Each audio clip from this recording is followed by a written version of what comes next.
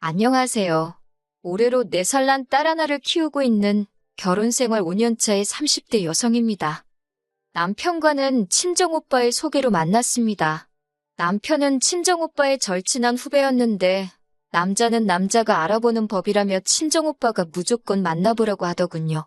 워낙 엄격한 집안에서 자란 탓에 이성에 대해서 무지했던 저는 친정오빠가 어련히 알아서 잘 골라주었겠지라는 믿음에 지금의 남편과 연애를 시작했어요. 사실 남편과 제가 천생연분처럼 잘 맞았던 건 아니에요.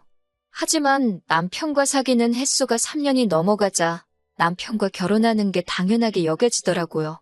게다가 남편은 저더러 아무것도 안 해와도 된다, 몸만 와도 된다 했습니다. 솔직히 털어놓자면 당시 저희 친정 사정이 좋지 않았어요. 친정오빠가 사업을 한답시고 친정부모님 재산을 이리저리 받아갔는데 일이 잘 안 풀렸거든요. 그래도 친정부모님께서는 맏아들이라는 이유로 묻지도 따지지도 않고 계속해서 지원을 해주고 계시던 상황이었고요. 게다가 친정부모님 험담을 하자는 건 아니지만 워낙에 친정아버지가 가부장적이셔서 딸은 어차피 시집가면 그만이다. 그 소리를 입에 달고 사셨어요. 그런 친정아버지에 비해 친정오빠는 그래도 사람이 다정하고 제 마음을 많이 알아줬거든요.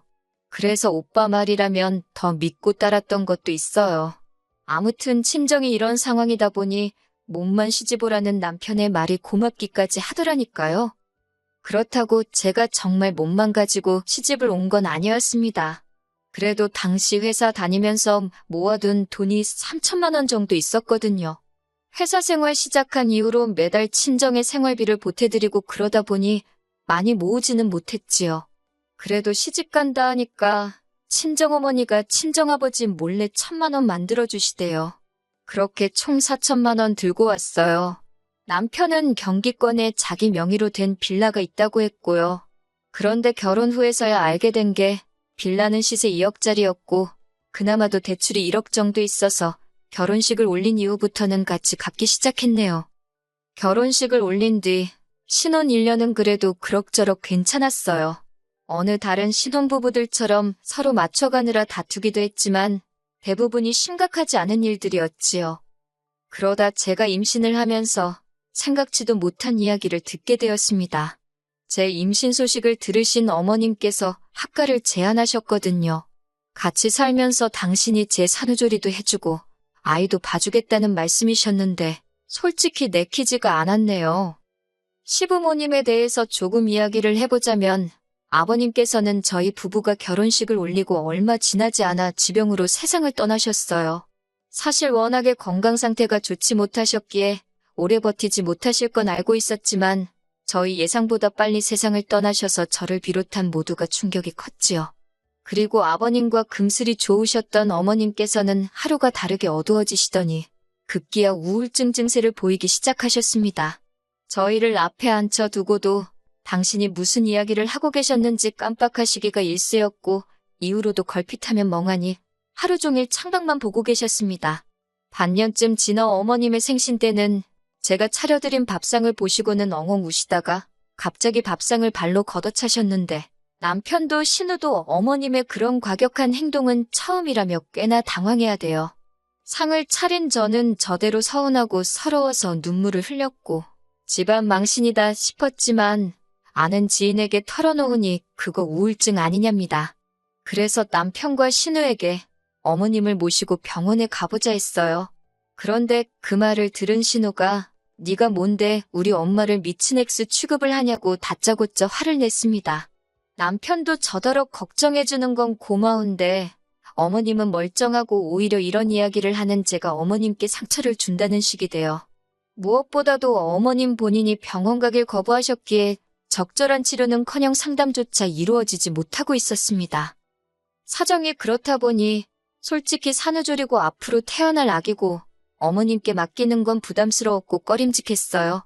하지만 이런 제 마음을 알아줄 것 같던 남편마저 모처럼 어머님의 의욕적인 모습에 한껏 들떠 있었기에 결국 저는 남편을 설득하지 못했습니다.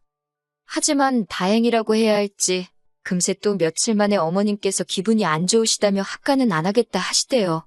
주변에서 하는 말이 집까지 팔고 아들네 들어갔는데 아들 며느리가 구박하면 서러워서 못 산다고 했다나요.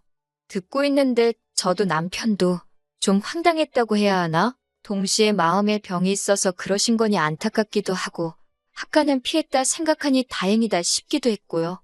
아무튼 결국 산후조리도 아이 봐주는 것도 다 없던 일이 되었습니다. 이후로 아이가 태어났고 저는 얼마 지나지 않아 다니던 회사를 관뒀습니다.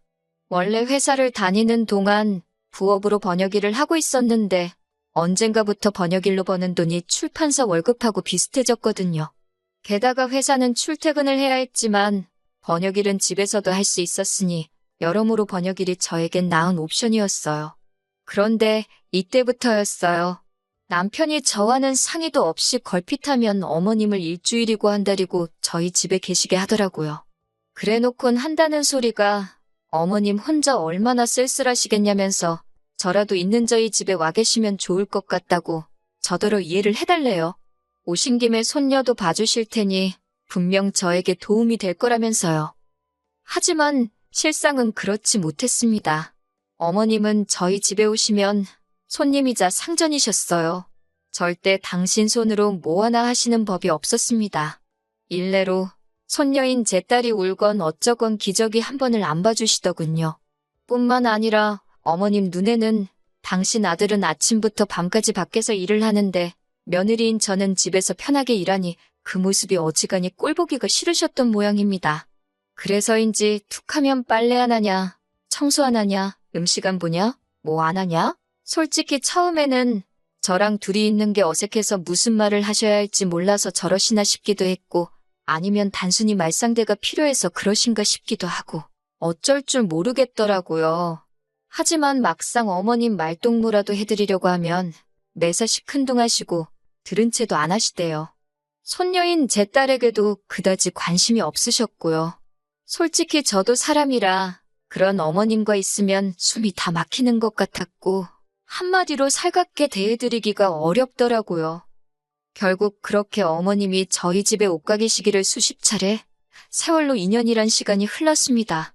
참다 못한 남편에게 제가 어머님이 오실 때마다 일은 일대로 못하고 거기다 육아에 살림에 어머님 식사 준비까지 힘들어 미쳐버릴 것 같다고 소리를 쳤어요. 2번 다시 모시고 오지 말라고 그때는 어머님께 직접 이야기하겠다고요. 솔직히 바보같이 들리겠지만 그전까지만 하더라도 남편한테 이거 싫다 저거 좋다 뭐 강하게 이야기해본 적이 없어요. 특히 어머님에 관해서는 어머님은 환자라고 생각했고 남편은 그런 환자의 아들인 만큼 제가 맞춰주는 게 맞다고 생각하고 배려했지요. 그런데 이러다간 정말 내가 먼저 우울증에 걸려 죽겠구나 싶더군요. 그래서 처음으로 남편한테 큰 소리를 냈더니 남편도 꽤나 놀란 눈치대요. 하지만 그 약발이 오래가지는 않았습니다. 그렇게 큰 소리가 오가고 2달쯤 지났던 어느 날이었어요. 그날도 평소처럼 어린이집에 있는 아이를 데리러 가고 있었는데 신호를 무시한 채 달려오던 자동차에 제가 그만 치이고 말았지요. 그리고 급하게 찾은 병원에선 인대가 파열되어 수술까지 할지도 모른다는 이야기를 듣게 되었네요. 이후로 다행히 다시 찾은 병원에선 일단은 주사치료와 재활운동으로 대체해보자는 이야기를 들었지만요. 하지만 수술은 피했다고 하더라도 제 마음이 여러 가지로 복잡했습니다. 생각지도 못한 사고와 부상은 저로 하여금 이런저런 생각을 하게 만들었어요. 그러면서 동시에 제가 살아온 시간도 되돌아보게 하더라고요. 결혼한 첫 해를 제외하곤 하루하루를 일만 하고 애만 키우고 어머님 비위 맞추고 참 힘들게 살았다 싶더라고요. 그런데 그런 와중에 남편이 저더러 한다는 소리가 어머님을 2달 정도 모셔오고 싶답니다. 어머님이 요새 발목이 시큰거려 제대로 걷지도 못하겠다고 그러신대요. 참고로 저희 어머님 과장해서 말하는데 일가견이 있으신 분입니다. 그렇다고 며느리로서 어머님의 병세에 다짜고짜 진짜냐 따져 물을 수는 없었으니 일단 듣고만 있었어요. 남편은 그런 저에게 어머님을 저희 집에 모셔와서 병원도 모시고 다니고 그랬으면 좋겠답니다. 자기 와이프는 어깨가 망가져서 찬장에서 물컵 하나 꺼내는 것도 고역인 판국에 어이가 없어서 당신이 전적으로 책임지고 모시고 다닐 수 있으면 그렇게 하라고 나는 못한다 했습니다. 그랬더니 남편이 고민 없이 자기가 하겠다대요. 저는 신경 쓸 거 하나 없다면서 식사만 챙겨드리면 된다고요. 사실 칼질하는 것도 쌀 씻는 것도 아무튼 어깨에 힘이 들어가는 일이라면 무리가 되었고 혹시나 상태가 더 나빠져서 수술이라도 하게 될까 무서워서 그마저도 내키지는 않았어요. 하지만 어차피 먹고는 살아야 하고 먹는 걸로 그러는 건 도리가 아닌 것 같아 알겠다 했습니다. 그리고 이틀 뒤 남편이 어머님을 모시고 왔습니다. 어머님 댁은 참고로 저희 집에서 차로 1시간 거리에 있어요. 다니기로 한 병원까지도 차로 1시간 거리로 저희 집에서 가는 것과 별반 다르지 않지요.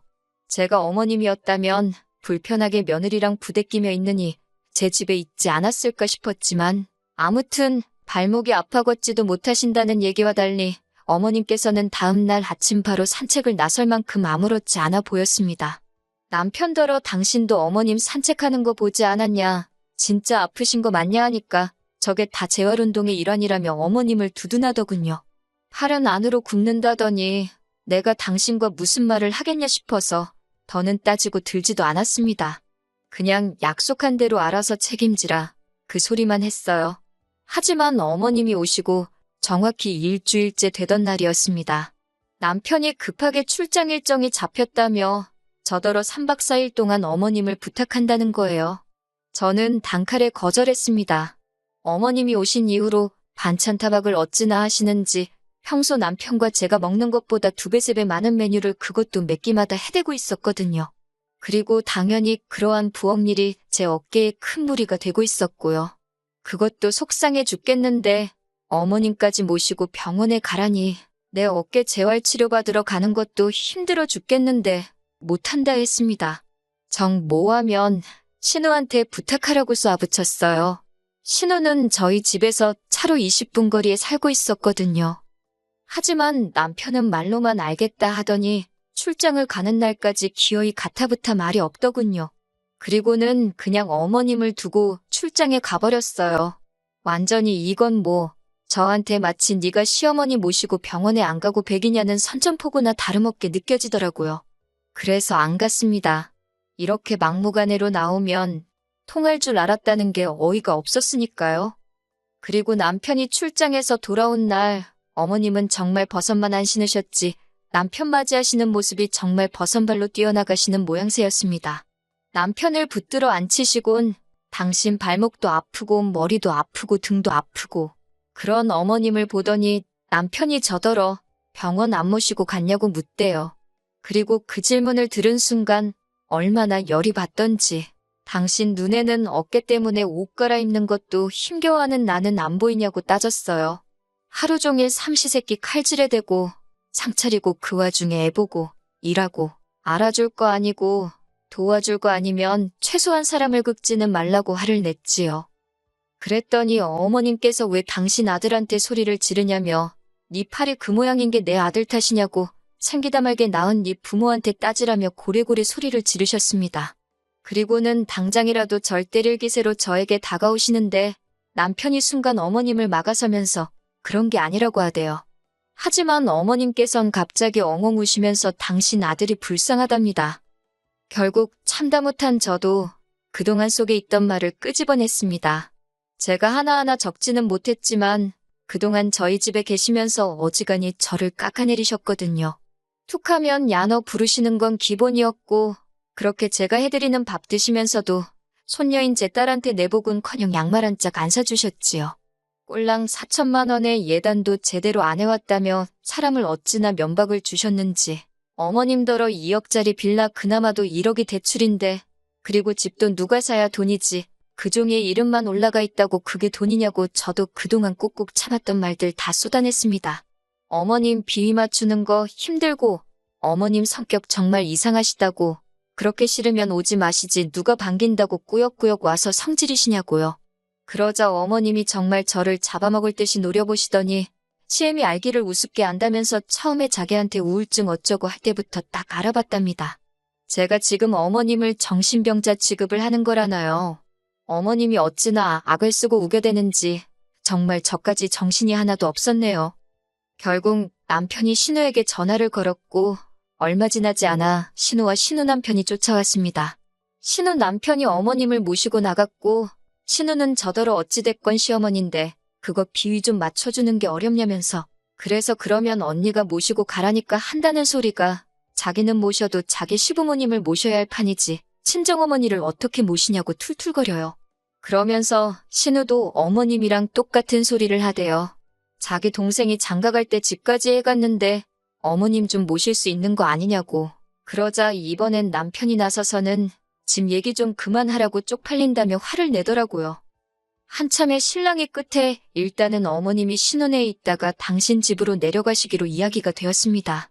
상황이 일단락되고 나자 남편이 저더러 일단은 미안하다면서 저한테 이해를 좀 해달라대요. 자기 어머니는 환자라면서 그렇게 제가 병원에 모시고 가자 할 때는 멀쩡하다더니 이제 와서 환자라고 저한테 사과를 해달랍니다. 저는 사과 못한다고 했어요. 나더러 매번 이렇게 참고 살라는 거냐고. 그렇게는 못한다고요. 그러자 남편이 그러면 어쩌냐입니다. 자기는 자기 어머니 불쌍해서 모른 척하고는 못 살겠다고요. 그래서 그러면 당신이 어머님 댁에 내려가서 어머님하고 둘이 한번 지내보라 했습니다. 나는 이 집에서 딸하고 둘이 지낼 테니까. 그렇게 한 3주나 지났을까요? 남편한테 연락이 왔습니다.